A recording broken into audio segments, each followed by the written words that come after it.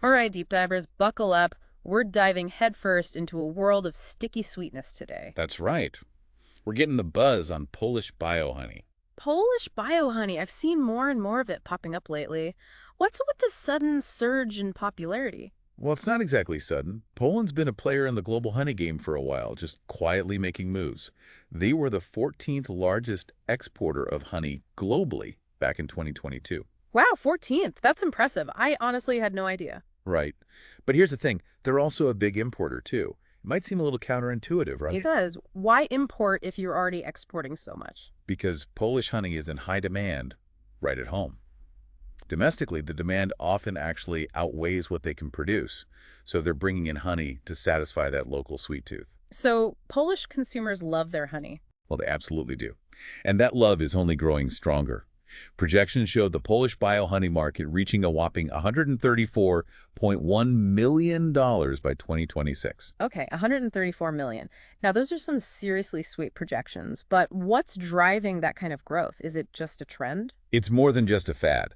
There's been a huge cultural shift in Poland towards healthier lifestyles. Makes sense. People are more aware of what they're putting into their bodies now more than ever. Exactly. And biohoney just ticks all those boxes: natural, unprocessed, a healthy alternative to sugar. Plus, honey just has this wholesome image, right? Like it's straight from nature's pantry. Right. And Polish consumers are pretty savvy. They're reading labels, doing their research, and they recognize that biohoney aligns with their desire for a healthy lifestyle.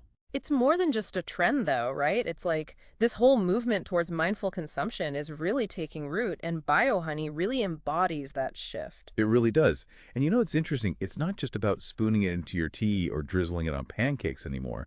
Biohoney is, it's finding its way into all sorts of products. Really? Like what? Well, like I was saying, food and beverages are a given, but we're also seeing it in cosmetics now. Cosmetics. Wow. That's a new one. What's the appeal there? Well, think about it. Honey has this long history as a, kind of a natural remedy, right? Soothing, moisturizing. It makes sense to harness those properties. Yeah. I've definitely seen honey-infused soaps and stuff like that. Exactly. And now we're seeing things like face masks, hair treatments, even lip balms. A little touch of sweetness for your skin. That's pretty cool. Okay, but let's shift gears a bit. We've talked a lot about the demand side, this booming demand for Polish biohoney. But what about the supply side? How are beekeepers in Poland actually keeping up with this surge? They're working hard, that's for sure. They're incredibly dedicated, these beekeepers.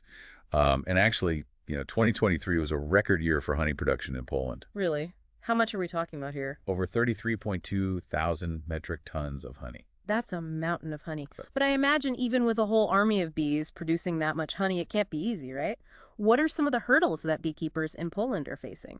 Well, the big one, and this is a global issue, is climate change. Climate change, yeah. It's easy to think about it in these kind of like big abstract terms. But when you actually connect it to something like honey production, it suddenly becomes very real. How's it impacting the bees? And how's it impacting honey production on a practical level? Right, so bees need, they thrive on this delicate balance in nature, right? Right. Consistent seasons, reliable temperatures, and most importantly, a predictable bloom of flowers. And climate change is messing with all of that. The flowers, Yeah. right, because that's their food source. Exactly. It's where they get their nectar to make the honey. So when you have unpredictable flowering seasons, early blooms, late blooms, or even in some cases a total lack of blooms, it directly impacts how much nectar bees can collect. And less nectar means Less honey. less honey, exactly. So it's like this chain reaction. It all starts with, those shifting weather patterns and it just kind of trickles down. Exactly. But Polish beekeepers, they're known for their resilience, right? They're not just going to take this lying down. Are they finding ways to kind of adapt and innovate to overcome some of these environmental challenges? Absolutely. They're incredibly resourceful. And one of the things that they're increasingly turning to is technology. Specifically, there's a growing movement towards something called precision beekeeping. Precision beekeeping. Okay, now you're speaking my language. What is that? Precision beekeeping. Okay, now you're speaking my language. What is that? It's amazing, really. It's like Yeah. taking all the guesswork out of beekeeping. They're putting like these high-tech sensors right inside the hive. Inside the hives. Wow, what kind of things are these sensors picking up? Everything. Temperature, humidity.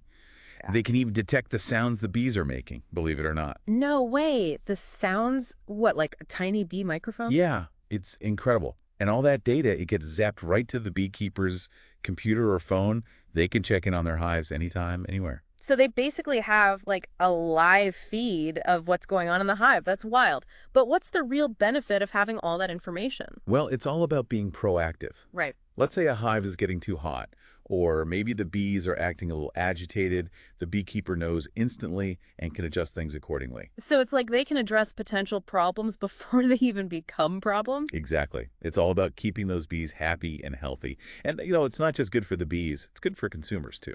Well, these days, people care about where their food comes from, right? Yeah. They want to know it's being produced ethically and sustainably. And this kind of technology really plays into that. Right. It shows that beekeepers are really invested in the health of their hives. Exactly. It's all about transparency and responsibility. Speaking of responsibility, we were talking earlier about those new honey labeling laws in Poland. How do those fit into this whole picture? Oh, those are huge. They're really shaking things up. Now, producers have to be super clear about the origins of their honey, which is great for consumers. So you know you're getting the real deal, right? Authentic Polish bio honey. Exactly. It cuts down on fraud and builds trust. Consumers can feel confident about what they're buying. That's fantastic. So it seems like things are really looking up for the Polish bio honey market, but I'm sure there's still challenges, right? Oh, of course. It's a competitive market out there. Yeah. Ukraine's a big honey producer, so there's always that to consider. And then there's the things you can't predict, like weather patterns and, Climate change, right. It's that elephant in the room that we keep coming back to. yeah, it's the big unknown. Beekeepers are doing their best to adapt, but you just never know what Mother Nature has in store. That's true. Well, on that note, I think we've covered a lot of ground today. We've explored the ins and outs of this fascinating market, from those hardworking bees to the cutting-edge technology being used to protect them.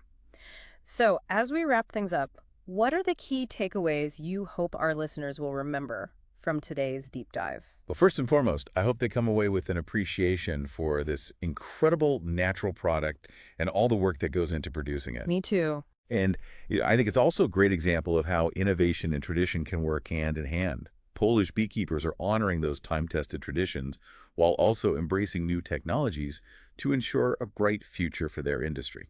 Absolutely. It's a sweet reminder that even in the face of challenges like climate change, there are people out there finding creative solutions and working hard to keep those honey jars full. Couldn't have said it better myself. Well, there you have it, deep divers. Another sweet journey in the books. Until next time.